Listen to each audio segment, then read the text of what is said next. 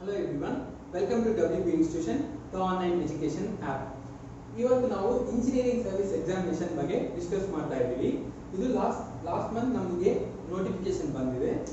ಇದರಲ್ಲಿ ಏನಂದ್ರೆ ಎವ್ರಿ ಇಂಜಿನಿಯರ್ಗೆ ಒಂದು ಡ್ರೀಮ್ ಇರುತ್ತೆ, ಇಂಜಿನಿಯರಿಂಗ್ ಸರ್ವಿಸ್ ಎಕ್ಸಾಮಿನೇಷನ್ ಕ್ಲಿಯರ್ ಮಾಡಿ ಇಂಡಿಯನ್ ಇಂಜಿನಿಯರಿಂಗ್ ಸರ್ವಿಸ್ಗೆ ಕೆಲಸ ಮಾಡಬೇಕು ಅಂತ.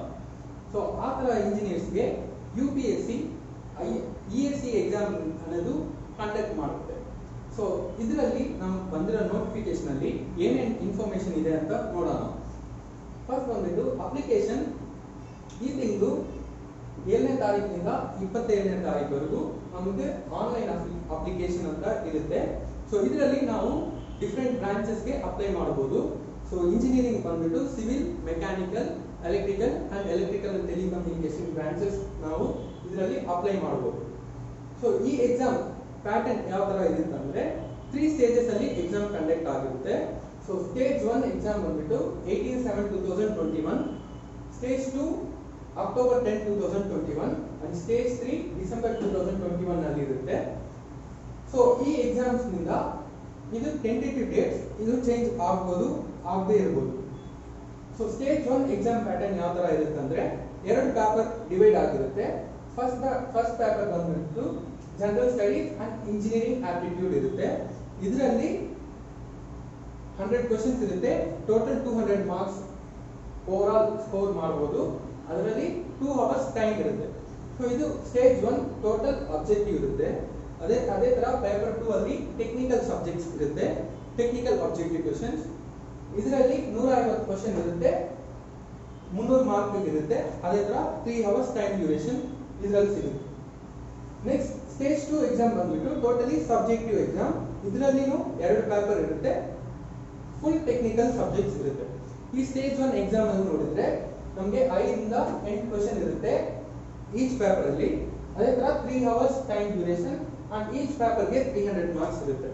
ಸೊ ಇದು ಟೋಟಲಿ ಸಬ್ಜೆಕ್ಟಿವ್. ಅಂಡ್ ಸ್ಟೇಜ್ 3 ಈ ಸ್ಟೇಜ್ 1 ಕ್ಲಿಯರ್ ಮಾಡಿ ಸ್ಟೇಜ್ 2 ಎಕ್ಸಾಮ್ ಬಂದ್ಬಿಟ್ಟು ಸ್ಟೇಜ್ 2 ಕ್ಲಿಯರ್ ಮಾಡಿದ್ರೆ ಸ್ಟೇಜ್ 3 ಗೆ ಇಂಟರ್ವ್ಯೂ ಬರುತ್ತೆ.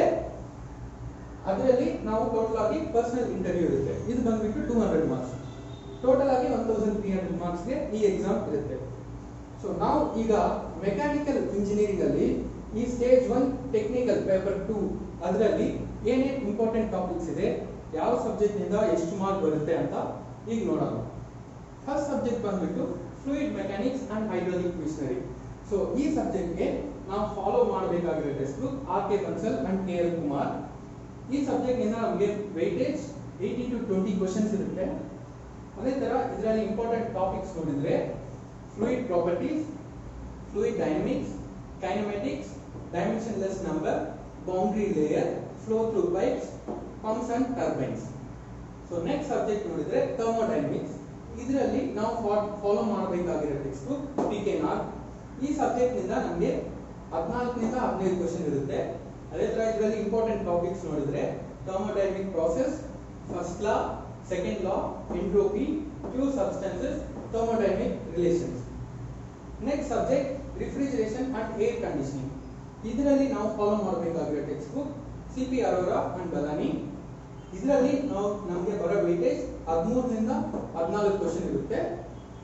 ಇದರಲ್ಲಿ ಇಂಪಾರ್ಟೆಂಟ್ ಟಾಪಿಕ್ಸ್ ನೋಡಿದ್ರೆ vapour compression refrigeration system, vapour absorption refrigeration system, refrigeration equipments, types of refrigerants and cyclometry.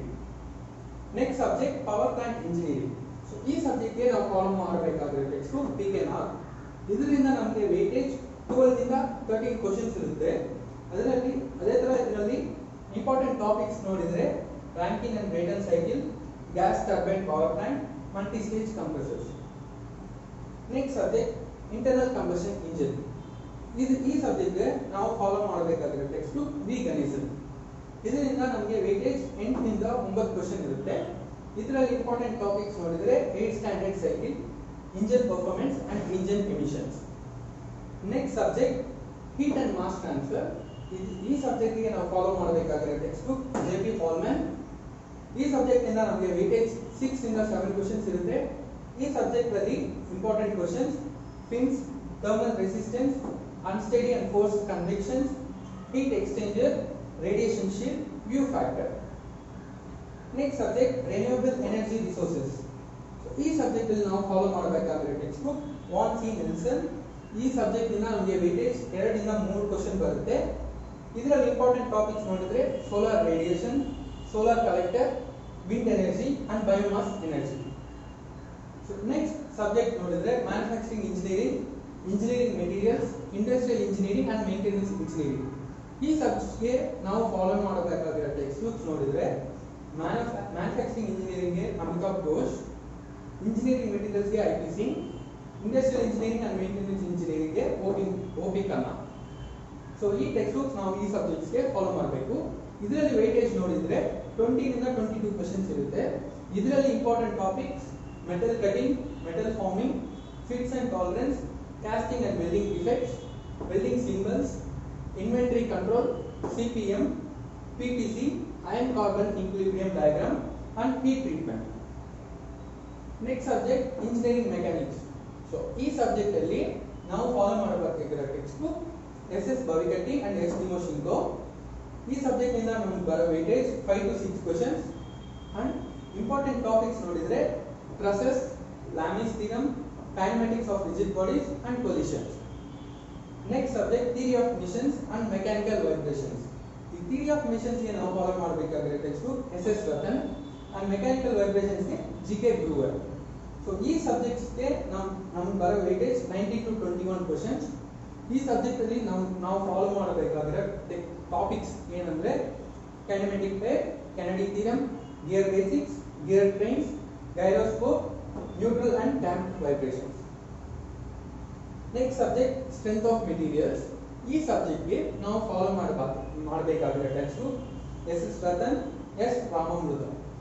ಈ ಸಬ್ಜೆಕ್ಟ್ ಅಲ್ಲಿ ನಮಗೆ ಬರೋ ವೇಟೇಜ್ 9 to 10 ಕ್ವೆಶ್ಚನ್ಸ್ ಇರುತ್ತೆ.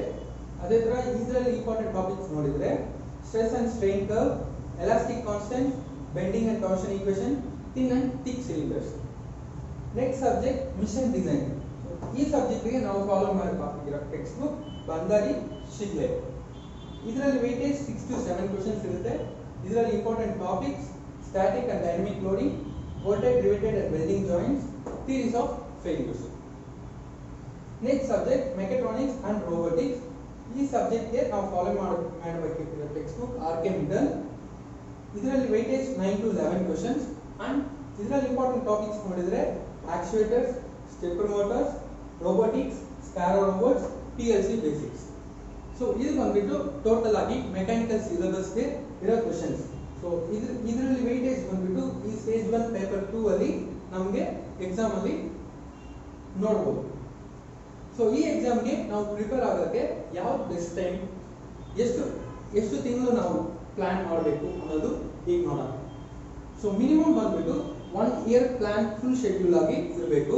ಸೊ ಬೆಸ್ಟ್ ಟೈಮ್ ನೋಡಿದ್ರೆ ಇಂಜಿನಿಯರಿಂಗ್ ಅಲ್ಲಿ 3rd ಇಯರ್ ಹೋದವಾಗ ನಾವು ಇದರಲ್ಲಿ ಕಾನ್ಸಂಟ್ರೇಟ್ ಮಾಡಬಹುದು. ಸೊ ನೆಕ್ಸ್ಟ್ ನೋಡಿದ್ರೆ start subject in sequence along with general studies. So subject sequential ಆಗಿ ಫಾಲೋ ಮಾಡಿ, ಈ ಜನರಲ್ ಸ್ಟಡೀಸ್ ನ ಬಿಡಬಾರದು. ಸೊ ಇದನ್ನು ಇದ್ರ ಜೊತೆಗೇನೆ ಫಾಲೋ ಮಾಡಬೇಕು. ಅದೇ ತರ make proper notes, short notes and formula sheets. So ನಾವು ಯಾವುದು ಪ್ರಿಪೇರ್ ಆಗ್ತೀವೋ ಆ ಸಬ್ಜೆಕ್ಟ್ ನಿಂದ, ಆ ಟಾಪಿಕ್ ನಿಂದ ನಾವು ಡೀಟೇಲ್ ಆಗಿ ನೋಟ್ಸ್, ಶಾರ್ಟ್ ನೋಟ್ಸ್, ಅದರಲ್ಲಿ ಏನೇನು ಫಾರ್ಮುಲಾ ಇರುತ್ತೆ ಅಂತ ಡೀಟೇಲ್ ಆಗಿ ಬರ್ದಿಟ್ಕೋಬೇಕು. ಅಂಡ್ ಲರ್ನಿಂಗ್ ಸೀಕ್ವೆನ್ಸ್ ಯಾವ ತರ ನಾವು ಓದಬೇಕು ಅಂದ್ರೆ ಫಸ್ಟ್ ಥಿಯರಿ ಓದಬೇಕು, ನೆಕ್ಸ್ಟ್ ಬೇಸಿಕ್ ಪ್ರಾಬ್ಲಮ್ಸ್ ಸಾಲ್ವ್ ಮಾಡಬೇಕು, ನೆಕ್ಸ್ಟ್ ಆ ಸಬ್ಜೆಕ್ಟ್ ನಿಂದ ಪ್ರಾಕ್ಟೀಸ್ ಪ್ರಾಬ್ಲಮ್ಸ್. ಸೊ ಈ ಆಥರ್ ಈ ಸಬ್ಜೆಕ್ಟ್ಸ್ ಅಲ್ಲಿ ಈ ಆಥರ್ ಇಲ್ಲದೆ ಬೇರೆ ಆಥರ್ಸ್ ಯಾವ್ದಾದ್ರು ತಗೊಂಡು ನಾವು ಪ್ರಾಕ್ಟೀಸ್ ಪ್ರಾಬ್ಲಮ್ಸ್ ಅದರಿಂದ ಸಾಲ್ವ್ ಮಾಡಬಹುದು. ಅದೇ ತರ ಪ್ರೀವಿಯಸ್ ಇಯರ್ಸ್ ಕ್ವೆಶ್ಚನ್ಸ್ ನ ನಾವು ಲೇಟರ್ ಆಗಿ ಫಾಲೋ ಮಾಡಬೇಕು.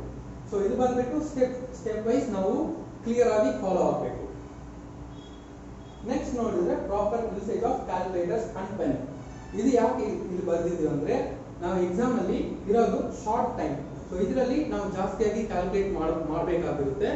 ಸೊ ಅದಕ್ಕೋಸ್ಕರ ನಾವು ಈಗಲೇ ಕ್ಯಾಲ್ಕುಲೇಟರ್ನ ಈಸಿಯಾಗಿ ಆಪರೇಟ್ ಮಾಡಿದ್ರೆ ನಮಗೆ ಎಕ್ಸಾಮ್ ಟೈಮಲ್ಲಿ ಏನು ಕಷ್ಟ ಇರಲ್ಲ. Next stick to the syllabus. So ನಮ್ಗೆ ಏನು ಸಿಲೆಬಸ್ ಇದೆ ಅದನ್ನ ನೋಡಿದ್ರೆ ಸಾಕು. ಸೊ ಇದನ್ನ ಬಿಟ್ಟು ಬೇರೆ ಯಾವ ಸಬ್ಜೆಕ್ಟ್ನು ನಾವು ನೋಡಕ್ ಆಗಬಾರ್ದು. ಅದೇ ತರ ಈ ಸಬ್ಜೆಕ್ಟ್ ಅಲ್ಲಿ ಏನೇನು ಟಾಪಿಕ್ಸ್ ಇರುತ್ತೋ ಇದು ಕ್ಲಿಯರ್ ಆಗಿ ನಾವು ನೋಡಲೇಬೇಕು. ನೆಕ್ಸ್ಟ್ ಟೆಸ್ಟ್ ಸೀರೀಸ್ ನ ಸ್ಟಾರ್ಟ್ ಮಾಡಬೇಕು. ಸೊ ಇದು ಬಂದ್ಬಿಟ್ಟು ಫುಲ್ ಇಯರ್ ಪ್ಲಾನ್.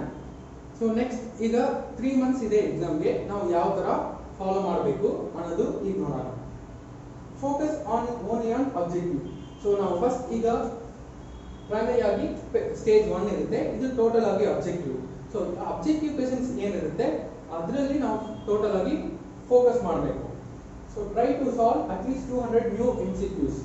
ಸೊ ಈ ಒಂದೊಂದು ಸಬ್ಜೆಕ್ಟ್ ನಿಂದ ಅಟ್ಲೀಸ್ಟ್ 200 ಕ್ವೆಶ್ಚನ್ಸ್ ಓವರ್ ಆಲ್ ಆಗಿ ನ್ಯೂ ಪ್ರಾಬ್ಲಮ್ಸ್ ಆಗಿ ನಾವು ಡೈಲಿ ಸಾಲ್ವ್ ಮಾಡಬೇಕು ಅಟ್ ಲಾಸ್ಟ್ 3 ಮಂತ್ಸ್.